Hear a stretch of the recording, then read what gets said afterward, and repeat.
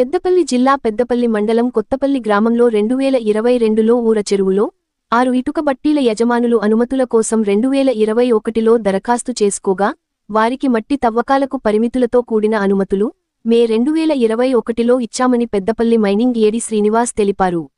ఆనాడు తీసిన మట్టిలో అనేక అక్రమాలు జరిగాయని వివిధ మీడియాలో శుక్రవారం అక్రమ మట్టి కథనాలు వచ్చాయని అన్నారు. అక్రమంగా నిలువచేసిన మట్టి కుప్పలను సందర్శించామని, నా సందర్శనలో అక్రమ మట్టి కుప్పలను గుర్తించామని, కోట్లాది విలువ చేసి మట్టిని కుప్పలుగా ఉందని తెలిపారు. గతంలోని అక్రమంగా తీసిన మట్టికి సుమారు 2 కోట్ల రూపాయల అపరాధ రుసుము వేశామని తెలిపారు. 2023లో పెనాల్టీ చెల్లించాలని నోటీసులు ఇచ్చినప్పటికీ ఇంతవరకు అపరాధ రుసుము చెల్లించలేదని తెలిపారు. 6 మట్టి కుప్పలను గుర్తించామని, గుర్తించిన మట్టిని సీజ్ చేశామని తెలిపారు. అక్రమార్కులపై చట్టపరమైన చర్యలు తీసుకుంటామని 1-2 రోజుల్లో పూర్తి స్థాయి నివేదిక వస్తుందని అన్నారు. పాత్రికేయ మిత్రులకు నమస్కారం.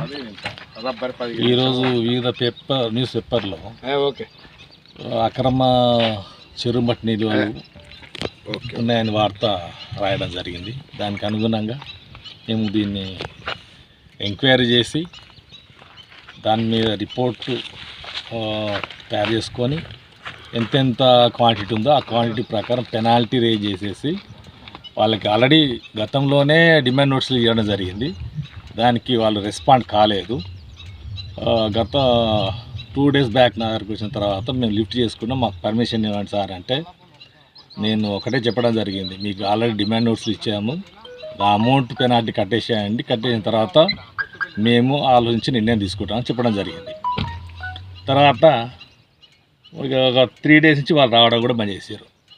ఈ పేపర్లో పెద్ద ఇష్యూగా రాశారు. అది పేపర్ పాత్రికేయ మిత్రులు రాసింది కూడా వాస్తవమే, దాంట్లో ఏమీ తప్పుపట్టే అది వ్యవస్థ కాదు, అది కరెక్ట్.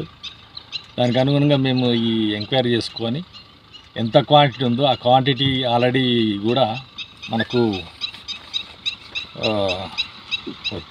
ఇందులో 6 బిగ్స్ కంపెనీలు ఉన్నాయి. ఇందులో ప్రతి ఒక్కరికి ఎక్స్ట్రా క్వాంటిటీ ఏం తీస్తుంటే 15,833 మెట్రిక్ టన్నులు తీసారు. ప్రతి ఒక్క 6గురు కూడా 6గురికి టోటల్గా మనకు ఎంత పెనాల్టీ ఉందో 2,31,00,000 చిల్లర పెనాల్టీ ఉంది. దాంట్లో వీళ్ళకు కొంచెము మా తరపు నుంచి కానీ, మా డైరెక్టర్ తరపు నుంచి కానీ, మా ప్రిన్సిపల్ సెక్రటరీ గారి తరపు నుంచి కానీ కొంచెం కృషి చేయడం జరిగింది. ఇంత అమౌంట్లు తెలంగాణ స్టేట్లో చాలా అమౌంట్స్ ఉన్నాయి, దాన్ని రియలైజ్ చేయడం చాలా కష్టం అవుతుంది. కాబట్టి మన ప్రియతమ సీఎం గారికి కొంచెం వివరణ జరిగింది. దాని ప్రకారం GOMS నెంబర్ 60 12వ తారీఖు మార్చి 2024 జియో తీసుకోవడం జరిగింది. అది ఆ పీరియడ్ 1 ఇయర్ ఉంటుంది ఆ జియో. ఆ జియో ప్రకారం ఏంటంటే 5 times పెనాల్టీ విధిస్తే 1+1 పెనాల్టీ కడితే సరిపోతుంది. 10 times పెనాల్టీ వేస్తే 1+2 పెనాల్టీ కడితే సరిపోతుంది. మిగతా అమౌంట్ అనేది పే ఆఫ్ చేస్తుంది గవర్నమెంట్.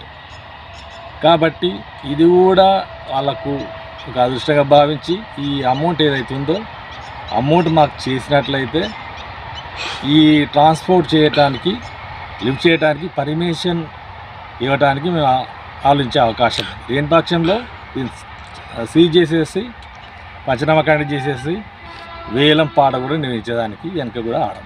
ఓకే సార్, మంచి బాగా చెప్పారు. కానీ ఇక్కడ విషయం ఏంటంటే ఇప్పుడు ఇక్కడ తీసి లిఫ్ట్ చేసి ఇక్కడ వేసినటువంటి మట్టికి మీరు పెనాల్టీ వేశారా, లేకుంటే ఆల్రెడీ వాళ్ళు పర్మిషన్ తీసినటువంటి బట్టీలు ఉన్నాయి కదా, బట్టీలకు తరలించిందే వాళ్ళు పంపించిన దానికి వాళ్ళు పర్మిషన్ కంటే ఎక్కువ ఆల్రెడీ తరలించేది అనేది అక్కడ ఉన్నటువంటి ఆరోపణ.